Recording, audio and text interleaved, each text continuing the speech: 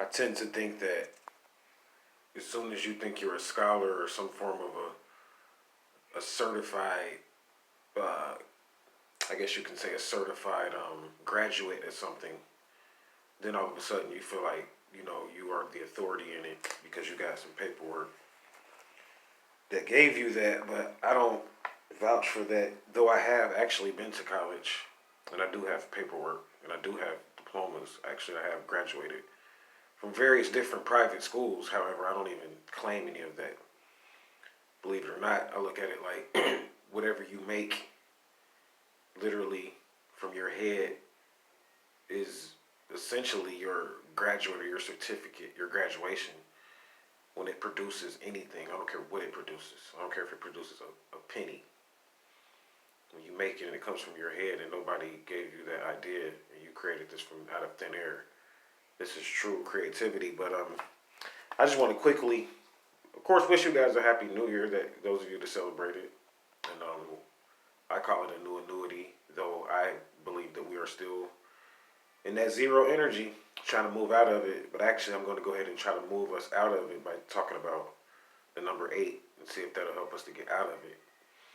And I talked about it on the last episode. I want to share this with you guys. If you can bear with me. Um, See if I can get this glyph up here.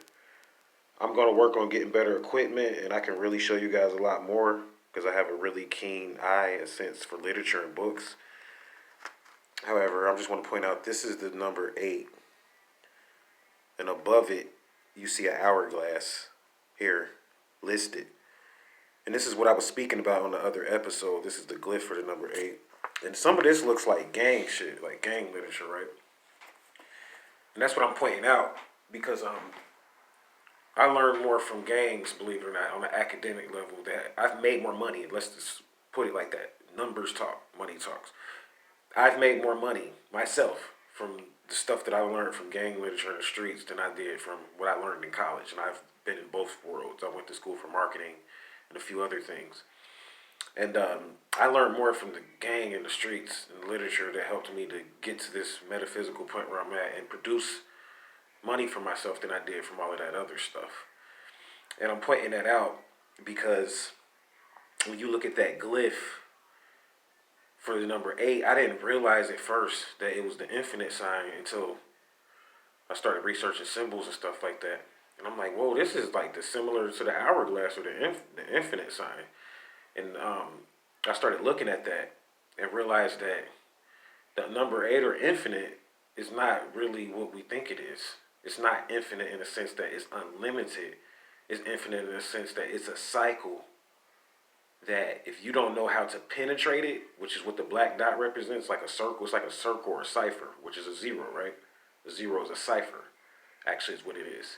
And if you don't know how to penetrate it, it's infinite to you. However, if you learn how to penetrate it, it's a cycle, meaning that if you learn a cycle, it becomes limited. You can contain it, and you can start to understand infinite, and you can produce a lot of money. Or I don't want to use the term money because where I'm at, I don't even produce a lot of money, but I'll say a lot of currency. I do produce a lot of currency. I'm not yet graduated to the point where I'm able to produce the type of money that I want to produce, or the type of fiat notes, or whatever you guys call it, that I want to produce. And this is because the mathematical formula is to produce more fiat notes. And I'm saying to produce them because they can trick you with fiat notes. It's going into the number 8 too.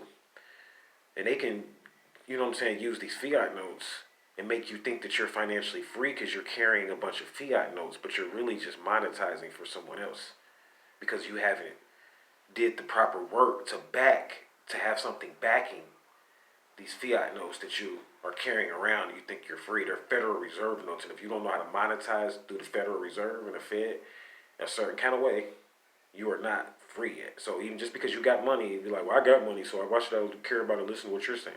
You haven't mad. Wait till I take you through this whole program, then you're gonna understand what I'm really talking about.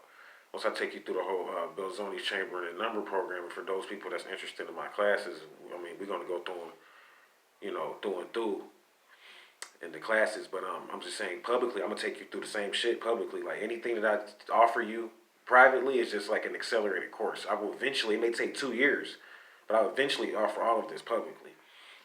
But yeah, my airtime is running out now. But so like when you're looking at that number 8 and all of that, that's going into an aspect of zero to where you finally offset zero. If you really want to know how to get something out of zero, something from nothing is what they call it, and magic and all of that, you have to go through the number 8. The eighth house is represented by death. You have to go through the portals and the gateways of death and walk. And some people call it these gates or whatever, but you have to walk through the realm of Arulu, is what it's called in the Atlantis doctrine, to get to nothing, or where nothing becomes something.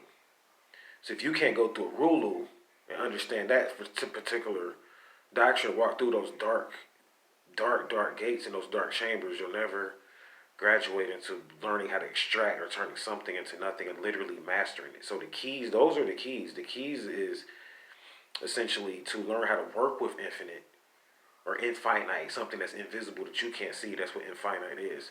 And learn how to make it become finite. Learn how to take something infinite and make it manifest. Something that you may see in your head, a vision. And this is when you're going to get into the I. We'll talk about that soon next. Mastering the levels of I. Because this links into zero too. So I can't even take you into one yet. I got to talk about I next. First we was talking about 8, so we're going to close out on that. And shout out to the master teacher for that particular glyph that he put out. So until you master that, you can't really even master when it comes to taxes even, right? So like you carrying around all this money, the number 8 is the secret to the IRS and mastering the IRS and the little tricks and spells that they put on you. So all of this stuff ties in, man. I want to say more, but again, my airtime's run out. I apologize. So I'm gonna come back up with the another segment. We'll go into the I, and eventually we'll come back into the number 8. You guys know how I teach, so it all depends on what's going on at that time. So the points that I didn't hit will come back up at some point and hit those points. So again, stay vigilant. Namaste, Hotep.